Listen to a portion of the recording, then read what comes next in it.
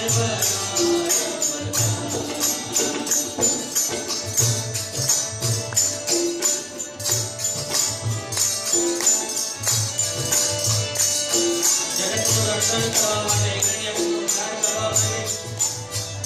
जे अवतार था एमनो एक अवतार बड़ा अवतार भूत रूपे भगवान प्रकट थया ब्रह्माजी पर कृपा करवा माटे અને હિરણ્યાક્ષને કહ્યું કે હે હિરણ્યાક્ષ મારી સાથે યુદ્ધ કર એ સમુદ્રના જળમાં ભયંકર યુદ્ધ થયું વરા ભગવાન હિરણ્યાક્ષની વચ્ચે યુગો સુધી ચાલ્યું અને એવી રીતે જગતનું કલ્યાણ કરવા માટે પૃથ્વીને